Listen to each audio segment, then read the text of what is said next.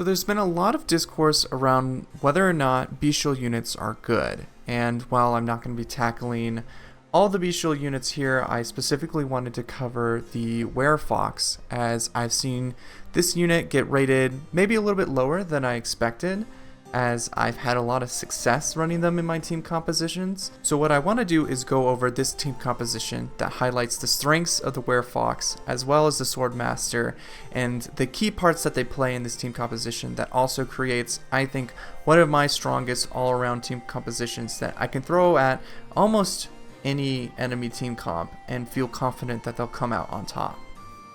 So the goal of this composition, like I believe you'll see in a lot of late game compositions, is to take out the enemy before they even have a chance to attack you. You'll see this a lot of the time with charge attacks combined with the white cat ear hood as the easiest example, as you go first, you charge this very powerful move, you get to do it immediately, normally combined with some buffs, and then all of a sudden there is no enemy team for you to fight. This team still kind of achieves the same thing, but in a very different way in terms of CCing the backline to where they cannot attack whatsoever, while slowly but surely taking down every single unit one by one in a single target fashion rather than AoE. I'm also just a huge fan of evasion tanking, so any chance that I can to evade attacks and watch my units just not take hits while they're getting attacked is always very satisfying to me. So to break this all down, I'll go over the Werefox first and just explain their objective in the team composition. So the tactics are pretty straightforward. You'll notice that I'm just using the one active point attacks, Piercing Lance and Passive Hold. That's just because I want them to attack as much as possible, and I'm not looking to hit the columns with the poison attack move, as a lot of the time the backline is going to be frozen, so it's all about just hitting the front line, keeping the backline frozen, and slowly chipping down the enemy units until you take them out one by one. Piercing Lance is just going to be used when the enemy is not guard sealed, as the biggest way to unlock the DPS of the Werefox and the Swordmaster is to make sure that the front line isn't guarding, because as soon as they guard, they're reducing your damage by so much. Like, you're basically just going to be hitting for 1 damage. So it's very important that the enemy team is guard sealed so you can get that maximum amount of damage, and especially when your units end up critting. As you can see, this Werefox has a 62% chance to crit, that those crits land and they're doing a lot of damage. So the other important move on the Werefox is Weakness Hunter. It's a follow-up attack, it costs 2 passive points, and only procs after an enemy is debuffed. It also ignores 50% of the target's defense, so it does quite a bit of damage. Now you might have noticed that the second condition for Weakness Hunter is saying that it will only go off when a unit is guard sealed, but that might seem counterintuitive at first, as you can see the trait mentions that it's unguardable, but there is a reason for that. Because if you've noticed, I'm using a druid in this team composition. So the main purpose of the druid is to initially start the battle off with Cursed Swamp, and then immediately go first.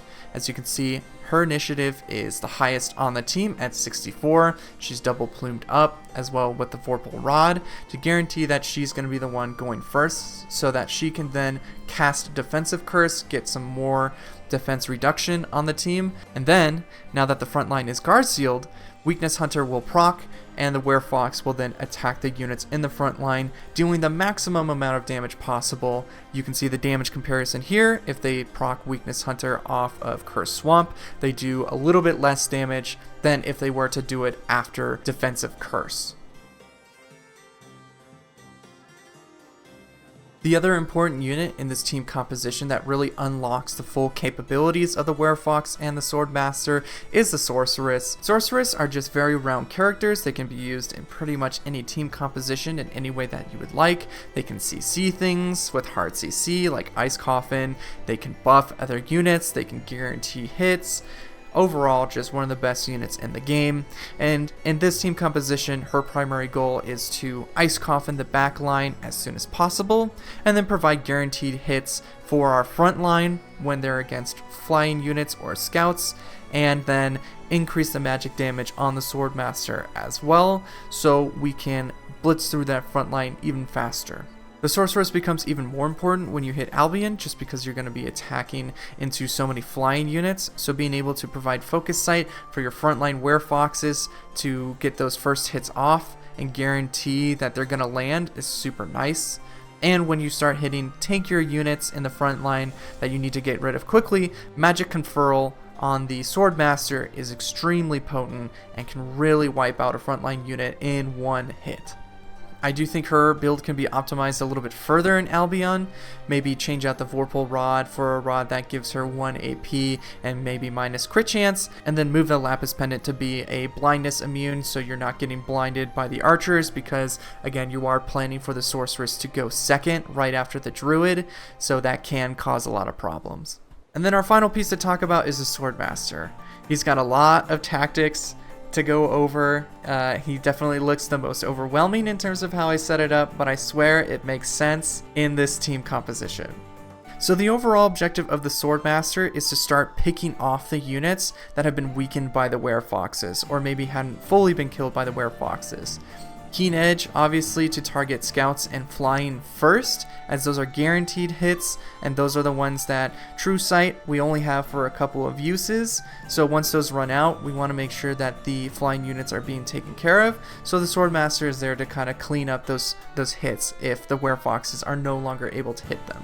If there are no longer any scouts or flying units for the Swordmaster to hit, then he'll move on to Meteor Slash, but it is important to note that I did set a condition that they need to be guard sealed, because one of the saddest things about the Swordmaster is once he gets guarded, he does 0 damage. So putting him in a team composition that guarantees that the front line is going to be guard sealed most of the time is going to maximize that damage output. And when you get an unguarded Meteor Slash with Magic Conferral, it will close to one-shot even the highest HP units. After that is Keen Edge, just if he doesn't have enough action points for Meteor Slash, and again that condition is set to guard sealed. So you'll see in an example when there are no scouts, flying units, or anything guard sealed, he will hold his attack, because again him attacking into a unit that can just guard will pretty much guarantee that he's not going to do any damage at all. Now if the battle is dragging on and you're just not able to land guard seals, that's what the Keen Edge 4th action condition is for. That will basically just unlock his ability to start attacking again if after 4 checks he still has not been able to attack. That will allow him to use Keen Edge, and then from then on, if his AP is 2 or less, he will just wrap up, use the rest of his attacks, and then end the battle from there. Okay, quick update while I'm editing this video. I'm realizing that my suggestion to put his own AP as 1 or less in his first condition is incorrect. I would actually do own passive point is 1 or less as a better option. That just guarantees that he'll actually start hitting. So if he parries, his passive points will go down to 1 and he'll start attacking then. Or if he uses that final Keen Edge as his 4th action, he'll then consume his passive points for charged impetus, and then he'll just continue to use the final Keen Edge since his passive points will now be at 0. So just wanted to do a quick update. Highly recommend if you happen to use this to change it to passive points, not active points, and hopefully I've got a video going right now kind of showing that in action, as this is the guaranteed way to get it to work rather than relying on his action points being correct. But yeah, just wanted to quickly throw that in there. Now because he is in a column, I am still prioritizing his evasion, as again, if the enemy is able to attack, I'm still trying to take no damage whatsoever. So the only weaknesses of this team comp are going to be units that are able to attack that have True Strike, as they can start whittling through your weak Werefoxes in the front line, or if a team comp also has a sorceress that is able to get off their own Ice Coffin on your back row before you're able to Ice Coffin them pretty much. Because again, enemy sorceress will use quick casts in this situation, which will guarantee them to go first, as this team relies on initiative rather than the ability to just skip the line and go first. But yeah, beyond losing the ability to go first and those off chances where you're going to get hit by a True Strike, there aren't a lot of enemy team compositions that you can't throw this composition at that they won't do the job very effectively.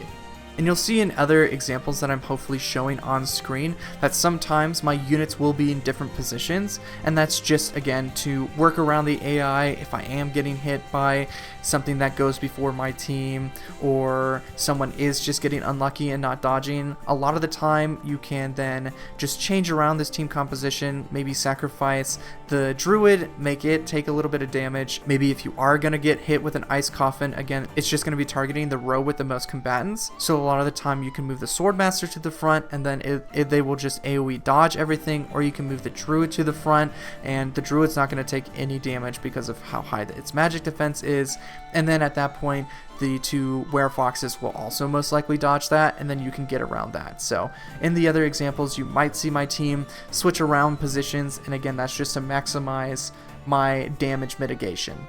I will leave screenshots with the items that I'm using, the tactics that I have down, if you're interested in copying this verbatim.